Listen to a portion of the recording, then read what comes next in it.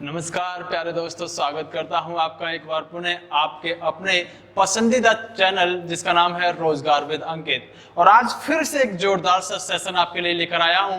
बहुत ही जबरदस्त चीजें आपके एग्जाम से संबंधित हम जो यहाँ पर कड़ी मेहनत कर रहे हैं आपके उस उद्देश्य को पूरा कराने के लिए, उस सपने को पूरा कराने के लिए जो आपने देखा है। हम आपको हर कीमत पर यहाँ पर आपकी सफलता की तरफ लेकर जाने की कोशिश कर रहे हैं। और उसी कड़ी में मैं आगे एक और सेशन लेकर आया हूं जो आज आपके लिए बहुत ज्यादा जबरदस्त रहेगा, क्योंकि आज की वीडियो में मैं आपके लिए लेकर आया हूं, जैसा कि आपको दिख गया होगा, कुछ महत्वपूर्ण प्रश्न उत्तर प्रदेश जीके से संबंधित। और अभी तक आपने जितनी वीडियो को पढ़ चुके हैं उनमें से मैं आपको प्रश्न लगवाना स्टार्ट करूंगा और आप पाएंगे कि हाँ, हमने जितना कुछ पढ़ा है उसमें से ज्यादातर प्रश्न को कर पा रहे हैं। लेकिन कुछ प्रश्न ऐसे भी होंगे जो मैं आपके लिए इस वीडियो में नए लेकर आया हूँ, तब नोट जरूर कर लीजिएगा। और नोट करने के साथ साथ आपको याद हो जाने चाहिए हर प्रश्न, क्योंकि जो पिछली वीडियो रही थी उसी से संबंधित मैं यहाँ पर प्रश्नों को लेकर आया हूँ, लेकिन कुछ प्रश्न नए लेकर भी आने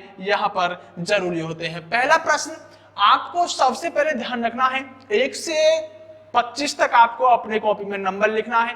और नंबर लिखने के बाद उसके सामने कौन सा प्रश्न सही होता है, गलत होता है, यह काम आज आपको करना होगा। अगर आपको क्वेश्चन नोट करने हैं तो वीडियो को दोबारा देख लीजिएगा, ज्यादा बड़ी वीडियो नहीं बनेगी, दोबारा में फिर से आप इन प्रश्नों को लिख लीजिएगा। यानी पहले अपने आप को जांचिएगा, परखिएगा कि आप कितना पढ़ पा रहे हैं, आपको कितना याद है। लेकिन जो व्यक्ति मेरी सारी वीडियो देख पा रहा होगा वह ज्यादातर प्रश्नों को हल कर गया होगा इस वीडियो में, और जो व्यक्ति यहाँ पर नहीं कर पा रहा है वह अब इन प्रश्नों को जरूर याद करने की कोशिश करे, क्योंकि सारे प्रश्न परीक्षा में आए हुए होंगे और आपके परीक्षा के दृष्टिकोण से बड़े ही महत्वपूर्ण होंगे। तब पहले नंबर लिखना है 1 से 25 तक, आपको देखना है कितने प्रश्न सही किए। और आप मुझे बताइएगा, क्या कोई ऐसा व्यक्ति है जो इन 25 या फिर 22 क्वेश्चनों में से कोई व्यक्ति 20, 21, 22 प्रश्न तक कर पा रहा है, तो समझिएगा वह उच्च कोटि का विद्यार्थी रहने वाला है। यानी कि बहुत जबरदस्त से अच्छे क्वेश्चनों को लेकर आएंगे। और अपना स्कोर मुझे जरूर कमेंट बॉक्स में लिखिएगा। मैं हर इस व्यक्ति से यहाँ पर परिपक्व हो चुका हूं, उन नामों के अनुसार मैं हर व्यक्ति को अपना सा मानने लगा हूं। अब आपके नाम भी मुझे कमेंट बॉक्स में याद से हो जाते हैं। हर व्यक्ति का कमेंट देखकर मैं समझ जाता हूं यह तो वह व्यक्ति है। यानी बहुत ज्यादा आपसे चिरपरिचित अंदाज में यह वीडियो जाती है, इसलिए आप कमेंट बॉक्स में अपने नंबर जरूर लिखिएगा और कैसा सेशन रहा इस बारे में जरूर बताइएगा। क्वेश्चन का स्तर कैसा है इस बात को जरूर बताइएगा। क्वेश्चन और टिपिकल होने चाहिए या क्वेश्चन थोड़े से आपको इजी रखने चाहिए। वैसे मैं अपने यहाँ पर अपने हिसाब से आपको एग्जाम के दृष्टिकोण से प्रश्नों को लेकर आता हूं, फिर भी अपना फीडबैक जरूर दीजिएगा। पहला प्रश्न दोस्तों कह रहा है, जरा ध्यान देंगे कि निम्नलिखित में से कौन सा युग्म सही सुमेलित है।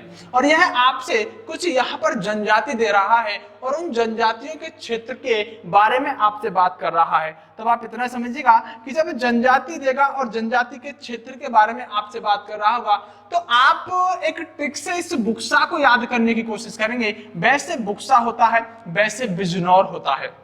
यानी जो बुक्सा जनजाति है कहां पर पाई जाती है, बिजनौर में पाई जाती है। और यही पूछना चाह रहा था कि कौन सा सही सुमेलित किया गया है, यह बात अभी आप जान गए होंगे। अगले प्रश्न की तरफ बढ़ते हैं। आप जरा ध्यान से देखिएगा इन प्रश्नों को, क्योंकि काफी अच्छे प्रश्न होने वाले हैं। निम्नलिखित में से कौन सी अनुसूचित जनजाति यहाँ पर बिजनौर जिले में निवास करती है। यानी मैं आपको जनजाति के बारे में पढ़ा चुका हूं पिछली ही वीडियो में, अब सिर्फ बिजनौर की जनजाति के बारे में पूछ रहा है कि बिजनौर के अंदर कौन सी जनजाति पाई जाती है। माहीगीर नामक जनजाति बिजनौर के अंदर पाई जाती है। आप आसानी से इस प्रश्न का उत्तर दे पा रहे होंगे। अगले प्रश्न की तरफ चलते हैं दोस्तों, और कह रहा है उत्तर प्रदेश में कौन सी जनजाति दीपावली का शौक के रूप में मनाती है। देखिए, मैंने आपको अभी जनजाति पढ़ाई थी, आपको बार बार बताया था कि थारू जनजाति बहुत महत्वपूर्ण होगी। चाहे आप किसी भी तरह इस थारू जनजाति को याद करने की कोशिश करेंगे, तब मैंने आपको बताया था कि जो थारू जनजाति होती है, यह थारू जनजाति प्रमुख रूप से दीपावली को किसके रूप में, शोक दिवस या शोक फेस्टिवल के रूप में मनाती है। बहुत महत्वपूर्ण होता है। और इसके बारे में बहुत सारी चीजें बताई थी। यह जो जनजाति होती है, यह जनजाति ऐसी होती है, अपने लंबे लंबे बाल रखते हैं पुरुष भी, और पुरुष भी उन बालों में यहाँ पर चोटी बनाने का काम करते हैं। माना यह जाता है कि ये जो थारू जनजाति है, कुछ लोगों का ऐसा मानना है कि जो महिला वहां पर भोजन देने का काम करती है पुरुष को, तो वह थाली को पैर से आगे करने की काम करती हैं। मतलब भोजन की थाली को पैर से आगे की तरफ, पुरुष की तरफ करने की कोशिश करती हैं। पैर से भोजन देने का काम इस थारू जनजाति के यहाँ पर किया जाता है। और भी बहुत सारी बातें मैंने आपको बताई थी, धीरे धीरे प्रश्नों पर आएंगे। आप उस वीडियो को देख चुके हैं तो आसानी से इन प्रश्नों के आंसर आप दे पा रहे होंगे। आगे चलते हैं अगले प्रश्न की तरफ प्यारे दोस्तों। कह रहा है निम्नलिखित जनजातियों में से किसकी संख्या उत्तर प्रदेश में सर्वाधिक है। ध्यान दीजिएगा, यहां पर हमको ऑप्शन के हिसाब से चलना होगा। पहले मैं आपको इससे पहला प्रश्न दिखाता हूं, और वह क्या कह रहा है कि उत्तर प्रदेश में सर्वाधिक जनसंख्या वाली जनजाति कौन सी है। तो सर्वाधिक जनसंख्या वाली जनजाति कौन सी है? गोंड जनजाति है उत्तर प्रदेश में। जब हम इससे दूसरे वाले प्रश्न पर आते हैं, अब यहाँ पर गोंड नहीं दिया है, तो अब हम यहाँ पर कह सकते हैं कि यहाँ पर ऑप्शन के अनुसार थारू सबसे ज्यादा सबसे संख्या में सबसे अधिक जनसंख्या कौन सी रही होगी? थारू की रही होगी। यानी यहाँ पर गोंड नहीं दिया था, इसलिए हमने थारू जनजाति यहाँ पर आंसर लगाया। यहाँ पर गोंड दिया है, इसलिए हम यहाँ पर गोंड आंसर लगाने का काम करेंगे। कह रहा है कि जो परिहा है जनजाति, वह निवास कहाँ करती है। आप ध्यान देंगे कि यह जनजाति सोनभद्र में निवास करने का काम करती है। परिहा जनजाति कहाँ पर? सोनभद्र में निवास करने का काम करती है। मैंने आपको एक बात बताई थी कि ज्यादातर प्रश्नों में जो जनजाति है, भारत में ज्यादा जनजाति नहीं पाई जाती। अगर पिछली वीडियो को आप देख पा रहे होंगे तो सारी चीजें उसमें क्लियर हो गई होंगी। लेकिन जो सोनभद्र वाला क्षेत्र होगा ना, इसके अंदर सबसे ज्यादा जनजाति पाए जाने का काम करेगा।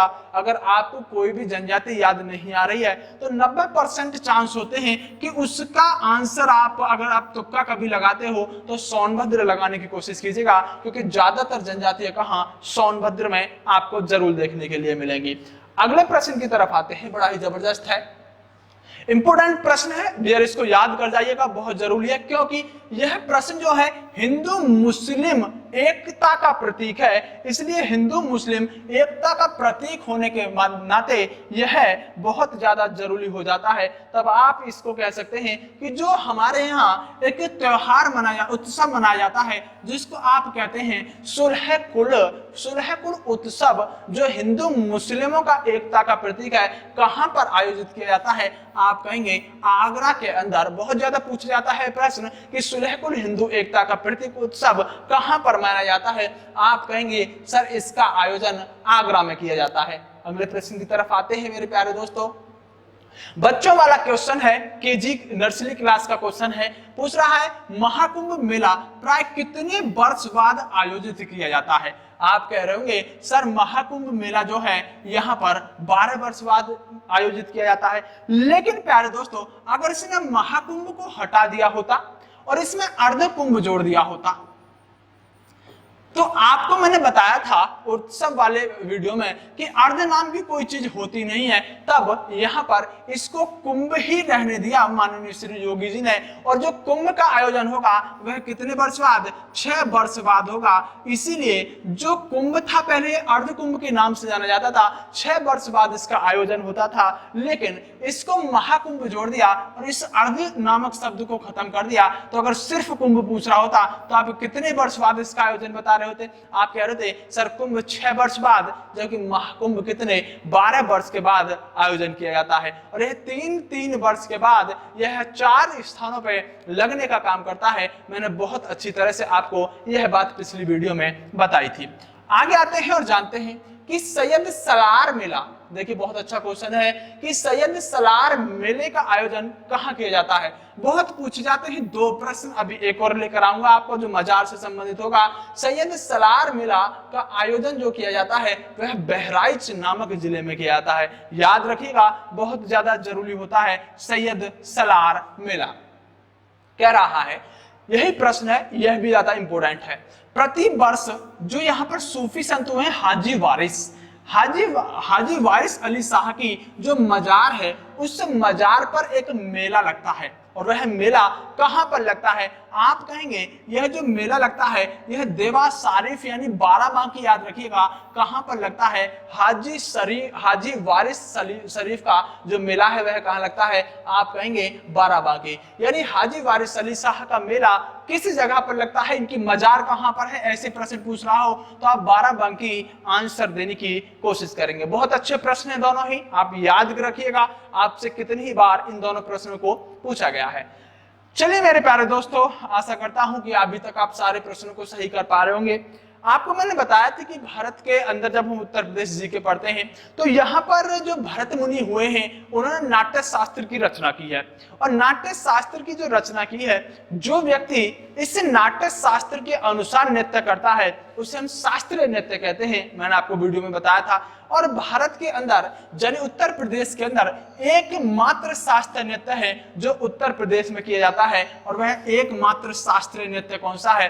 कथक है। यानी शास्त्रीय नृत्य उत्तर प्रदेश का पूछ रहा है तो उसका संबंध किससे? कथक से है, और आप इस बात को आराम से कह पा रहे होंगे। उसके बाद आप जानते हैं कुचिपुड़ी आंध्र प्रदेश का है, यह बात भी आपको पता होना चाहिए। ओडिसी जो है यह तो उड़ीसा का ही रहेगा, इसमें कोई समस्या नहीं है। लेकिन भारतनाट्यम कहाँ का है? बहुत ज्यादा इंपॉर्टेंट होता है कि भारतनाट्यम कहाँ का यहाँ पर नृत्य है। आप मुझे कमेंट बॉक्स में बताइएगा कि एक तो भारतनाट्यम कहाँ का है, और भारतनाट्यम के अलावा एक और मेला बड़ा जबरदस्त होता है, उसे भी आप बताइएगा मुझे। यहाँ पर जो भारतनाट्यम के अलावा मांडवी नृत्य जो है वह बताइएगा कहां पर किया जाता है। लेकिन आपका आंसर होगा कि उत्तर प्रदेश में जो यहाँ पर संबंध है शास्त्रीय नृत्य का वह कौन सा है? कथक, क्योंकि एक ही शास्त्रीय नृत्य है और बहुत इंपॉर्टेंट होता है। एक शास्त्रीय नृत्य है इसलिए तो दोस्तों बहुत ज्यादा जरूरी होता है। आगे चलते हैं और जानते हैं अगले प्रश्न को।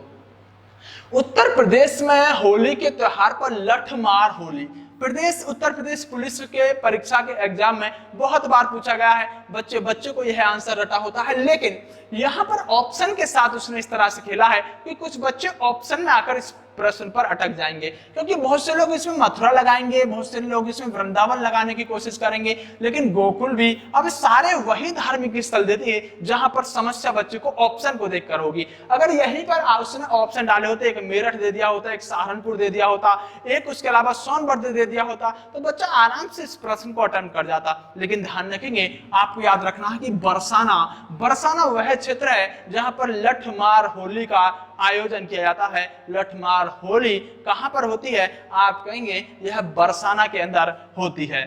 आगे चलते हैं और प्रश्न जानते हैं कि हाथरस एवं कानपुर परंपराओं का संबंध किससे है? बहुत जबरदस्त क्वेश्चन है। ध्यान रखेंगे कि रंगमंच से दोनों का संबंध है, हाथरस एवं कानपुर का संबंध रंगमंच से होता है।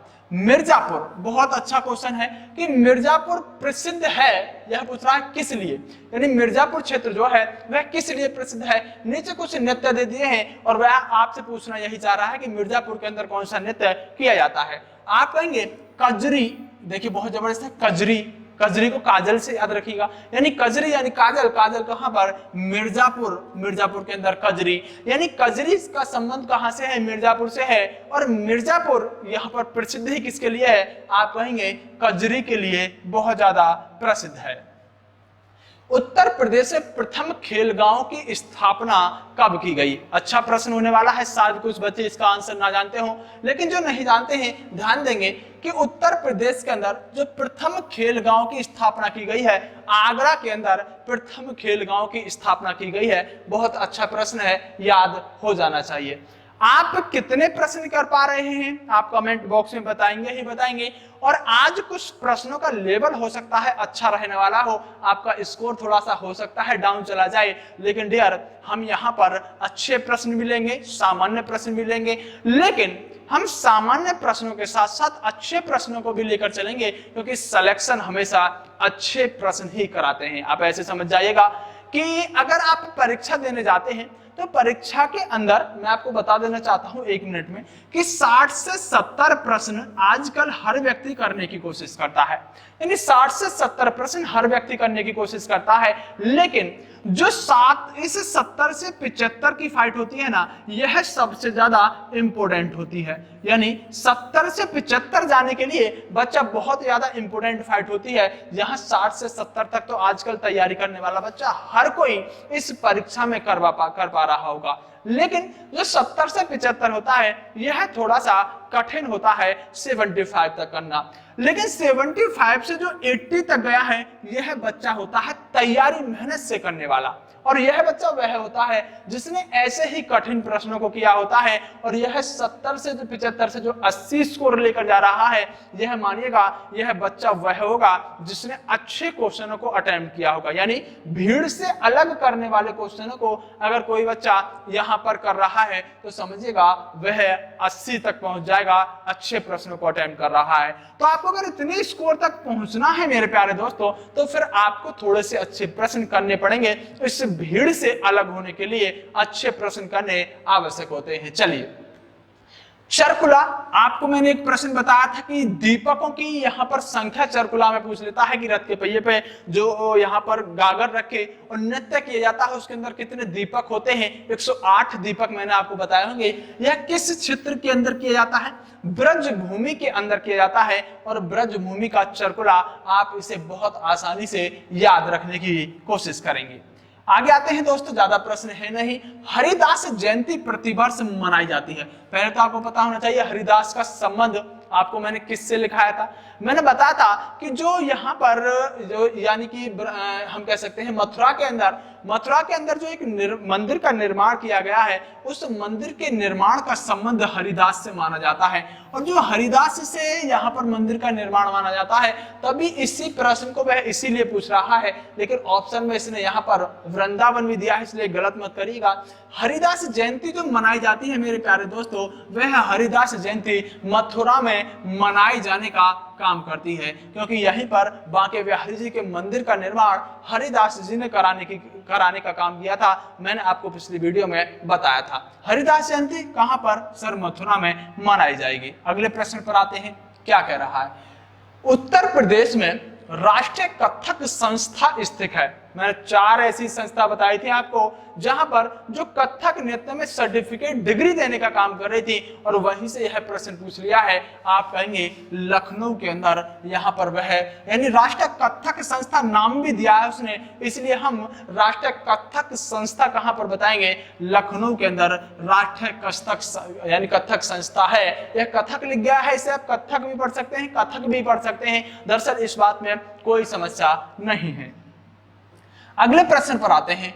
भारत में जो गेहूं है उत्पादन, यानी भारत में गेहूं उत्पादन में उत्तर प्रदेश का योगदान कितना है? आप जानते हैं कि अगर उत्तर प्रदेश में बहुत सी चीजें हैं, जैसे गन्ना है, आलू है, गेहूं है, यह सबसे ज्यादा उत्पादन करता है उत्तर प्रदेश संपूर्ण भारत में। लेकिन अभी यह पूछना चाह रहा है कि जो उत्तर प्रदेश में यह गेहूं उत्पादन होता है, यह इस संपूर्ण भारत का कितने % होता है? यानी 100% अगर कुल गेहूं होता है तो 100% में से कितने % गेहूं उत्तर प्रदेश के अंदर होता है? अगर टोटल इंडिया के अंदर 100% है तो आप कहेंगे कि अकेला यूपी ही यहाँ पर 33% गेहूं, यानी 1/3 गेहूं तो कौन? अकेला यूपी ही यहाँ पर पैदावार करता है। यूपी ही क्या करता है? उत्पादन करता है। आराम से लगाएंगे गेहूं कितना भारत का, संपूर्ण भारत का कितने % उत्तर प्रदेश में होता है? आप 33% इसका आंसर बता रहे होंगे। आगे चलते हैं। उत्तर प्रदेश में संतरे की पैदावार वाला प्रमुख जिला कौन सा है? संतरा और एक ध्यान रखिएगा आंवला, मैंने पिछले क्वेश्चनों में करा दिया है। आंवला कहां पर होता है? प्रतापगढ़ के अंदर होता है। लेकिन संतरा पूछ रहा है तो आप ध्यान रखिएगा से संतरा होता है, तो आप कहेंगे कि संतरे के अलावा से ही सहारनपुर, आप इसे याद रखेंगे। यानी अगर से संतरा तो से सहारनपुर, और संतरा सबसे ज्यादा कहां पर होता है? सहारनपुर जिले में सबसे ज्यादा होता है।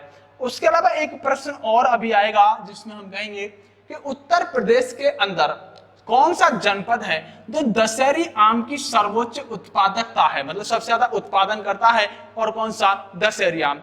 वैसे तो हम यह कह सकते हैं अगर संपूर्ण उत्तर प्रदेश से पूछे कौन सा आम सबसे ज्यादा होता है तो दशहरी आम होता है। लेकिन अब पूछ रहा है कि यह दशहरी आम सबसे ज्यादा किस जिले में होता है, तो आप कहेंगे कि लखनऊ के अंदर एक जगह है जिसे आप मलिहाबाद कहते हैं। यह मलिहाबाद नामक स्थान जो है इसके अंदर सबसे ज्यादा क्या होता है, आम पाया जाता है। तब आप कहेंगे लखनऊ सबसे ज्यादा क्या करता है, लखनऊ सबसे ज्यादा आम उत्पादन करता है, दशहरी आम। और यह मलिहाबाद भी थोड़ा सा आप यहाँ पर याद रखने की कोशिश कीजिएगा। अगले प्रश्न पर आते हैं और अंतिम प्रश्न, यानी कि हमने 21 प्रश्नों को लगभग लिया है और 21 प्रश्नों में से थोड़े से प्रश्न कम रखे हैं लेकिन अच्छे प्रश्न थे। और मैं आपसे विश्वास दिलाता हूं कि अगर इसमें से किसी ने 19 से 20 प्रश्न भी कर दिए होंगे तो वह बहुत अच्छी तैयारी में है, वह एकदम कंपटीशन की फाइट में है। लेकिन जो व्यक्ति इसे 15 प्लस भी करके जा रहा है तो समझिएगा उसकी तैयारी बहुत अच्छी है। अगर किसी ने 15 प्लस क्वेश्चन किए हैं, लेकिन जो 17-18 तक है तो वह बहुत भी अच्छा कह सकते हैं। लेकिन कोई व्यक्ति अगर इसमें 10 और 8 पर अटका हुआ है तो समझिएगा वह अपने कर्तव्य के प्रति यहाँ पर सचेत नहीं है, वह तैयारी को और जोर तोड़ से लेकर चले, थोड़ा सा कंपटीशन की दुनिया को समझे और ज्यादा प्रश्न अटेम्प्ट करने की कोशिश करे। तो चलिए दोस्तों, नमस्कार, आपसे मिलेंगे अगली क्लास में, तब तक के लिए बेस्ट ऑफ लक।